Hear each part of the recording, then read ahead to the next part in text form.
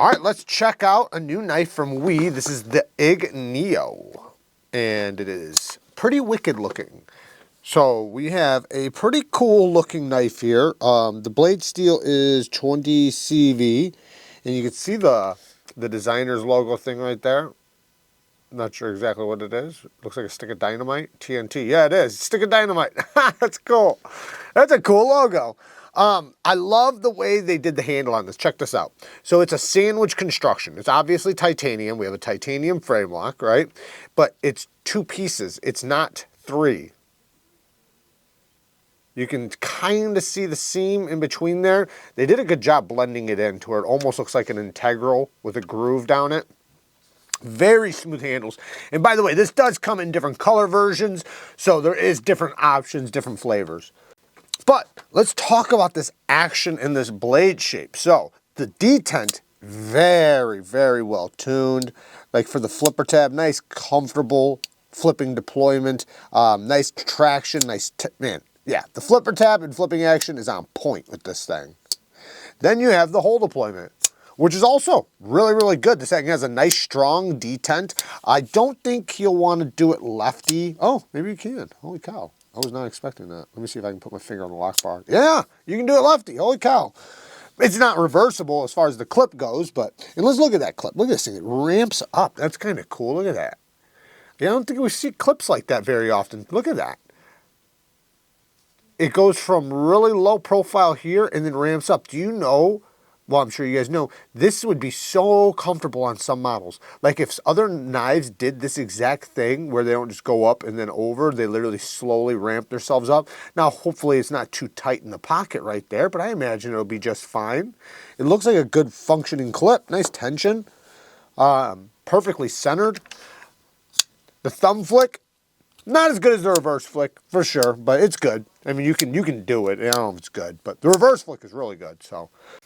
Now, as far as the blade, this thing is, what do you want to call it? Call it what you want. I'm going to call it a parrot beak tanto. That's what I'm going to call it.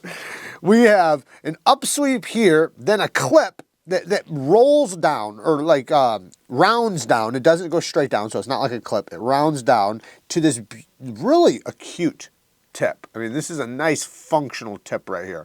But then we have a dual grind here with a straight line right here. So we have a nice straight line, which is going to be good for getting down on surfaces. And then also this is going to act like a claw to open things up. So this is going to be kind of like using like a Wharncliffe or something, or, you know, I mean, it's like a spear point, but it's because it's kind of like a Wharncliffe just right here in this area. You know, it's like a bird's beak or something. It's going to be really good at utility cuts. Now, this little hump right here, you know, I don't know how it's going to be, you know, but I'm sure it'll be just fine. You'll be able to slice with it just fine. I'm sure, you know, the cutting will be able to stay into this section fairly decently. It is a hollow right here, so it is quite a bit thinner. But even up here is not bad geometry, so it doesn't get super thick. So I like that. Now, as far as the handle, man, it is very smooth. The one thing I am noticing, and I hate to go into negatives right away, is this lock bar axis is kind of slick. It's kind of slick and pretty tight. It's fine. Like I get used to it really, really quick. I just wish that they would have done something there. It's like they didn't do anything there. I'm surprised about that. You know, they have this little chamfer, I guess, but which is fine. You know, it's not bad. I can easily unlock it. But, you know, it'd be cool if it had a little bit of lock bar access or something, you know, to where it was, you know, maybe some texture or something. But like I said, it's fine. Sharpen tone, plunge grind's beautiful. This is exactly how I like to see it, where it's the plunge grind, the end of the plunge grind is separated from the edge, so you have steel to sharpen off. I know a lot of companies and people are having they're struggling to understand why. I have done a video on that.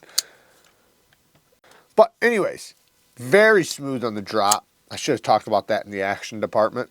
The action is really, really good, I gotta say. Very good. This thing is not a big knife, but it's also not a small knife. It's a great size. Seems like it's going to work out for, you know, a lot of people, and because it's a wicked design, I think that this thing's cool. It's really cool. I'll say this, for me personally, because if you look at the handle, it kind of clips down, clips down, clips down, and then you have this little spot right there. This is a great pinch grip knife. It kind of nestles in your hand right there, and so you can use it like in this grip really, really well. So nice pinch grip knife. But all in all, you know, I like it. For sure. I know I have very, very little negatives. You know, this might be a little tight in the pocket right there. I'm sure I'm showing you guys right now, and you guys can see whether or not it is or not. But I'm sure it's fine. And, you know, I do have some really thick pocket jeans that I test knives on, and, you know, they're extra thick. Like, they're like twice as thick as most jeans. So, all in all, yeah, like I said, super solid. Is there milling on the inside? No milling on the inside. Wow. Wow, no milling. Huh, that's interesting. Anyways, there you guys go. Just a quick look at the new WE Knife IGNIO. Work hard, stay tough. Until next time, peace.